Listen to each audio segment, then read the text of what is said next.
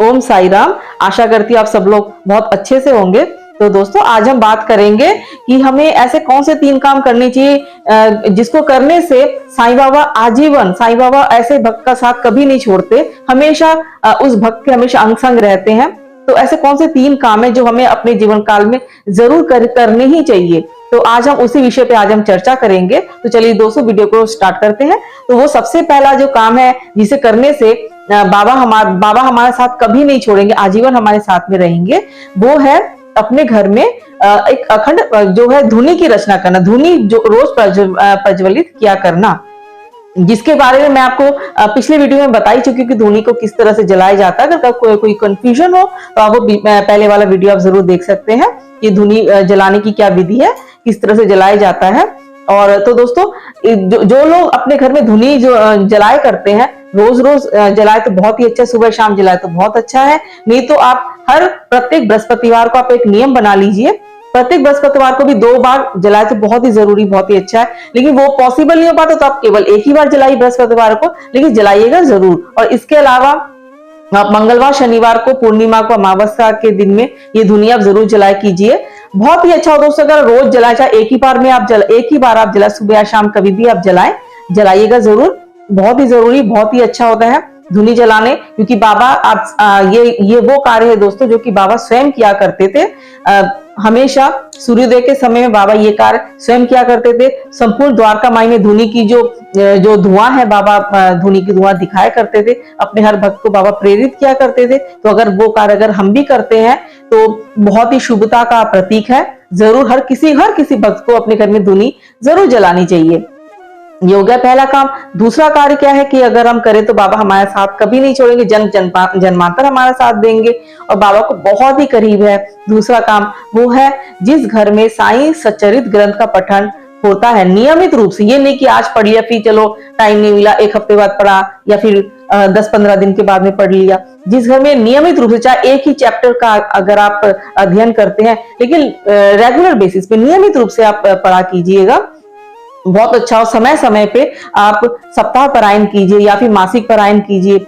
सप्ताह पारायण अथवा मासिक पारायण संभव नहीं हो पाता है तो कम से कम 1 या 2 चैप्टर आप जरूर रीड कीजिए। ऐसा कहा जाता है दोस्तों कि जब हम साईं सच्चरित ग्रंथ को जब हम पढ़ते हैं ना तो बाबा स्वयं सुनते हैं। और कई बार ऐसा मुझे भी एहसास हुआ कि जब मैं पढ़ रही तो लगा जैसे कि सामने साथ में कोई बैठा हुआ है, और पूरी अच्छे से मन लगा के पढ़िए, एकदम डूब जाइए उसमें।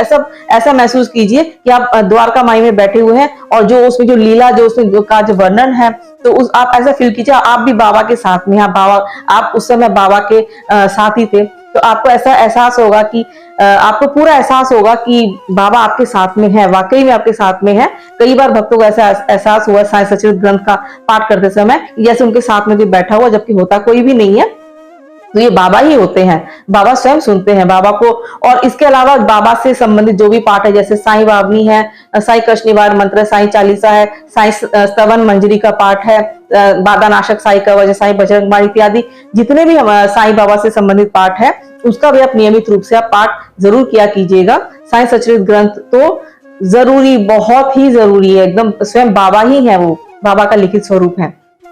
और जो तीसरा और सबसे महत्वपूर्ण कार्य ये है वो है उस कार्य के बिना ना, चाहे हम जितनी पूजा पाठ कर ले, हम जितना भी हम धुनी जला लें, चाहे जितने भी हम ऐसे कर्मकांड कर ले, सब कुछ व्यर्थ है, अधूरा। अगर वो कार्य अगर हम नहीं करेंगे, आप सब जानते वो है कि किसी न किसी रूप में अगर हम किसी जीव को कुछ भी भोजन कराते हैं, चाहे वो चींटियों को आटा चीनी डालने की बात हो, या चिड़ियों को, पक्षियों को दाना देने की बात हो, या तो फिर पशुओं को चारा देने की बात हो, कुछ भी रोटी ब्रेड कुछ भी खाना देने की बात हो, या फिर किसी गरीब को अन्नदान करने की बात हो, और साथ में अपने अंदर अगर मानवीय गुणों का अगर हम विकास करते हैं, जैसे दया, ममता और सभी से प्रेम से रहना, मदद करना, एक दूसरे की मदद करना जहां तक हो सके, अगर अपने अंदर अगर हम जितने ज्यादा मानवीय गुणों का अगर हम विकास करते हैं, किसी से बदला ना लेना, किसी की निंदा चुगली ना करना, अगर इन मानवीय गुणों को अगर हम अपने अंदर में धारण कर लेते, विकास कर लेते हैं, तो हमारे अंतरात्मा में स्वयं साईं बाबा का वास हो जाता है। और ऐसे भक्त का साथ बाबा जन्म जन्मांतर में नहीं छोड़ते। ये जन्म तो क्या, किसी भी जन्म बाबा हर जन्म में आपके साथ में रहेंगे। बहुत ही बाबा को ऐसे लोग जो होते हैं जिस घर में ये 3 कार्य होते हैं, ऐसे लोगों का साथ बाबा कभी नहीं छोड़ते। हमेशा उनको बाबा के होने का एहसास होता है। सपने के माध्यम से वो बाबा का मार्गदर्शन प्राप्त होता रहता है किसी न किसी तरह से। बाबा की अनेक लीलाएं हैं दोस्तों। ये 3 काम और आप लोग करते ही होंगे। तो बस सबसे ज्यादा महत्वपूर्ण कार्य होता है अपने अपने अंदर मानवीय गुणों को विकास करना। तो ये 3 काम है, धुनी जलाना, साईं सचरित ग्रंथ और बाबा से संबंधित कोई भी पाठ करना और अपने अंदर मानवीय गुणों को विकास करना।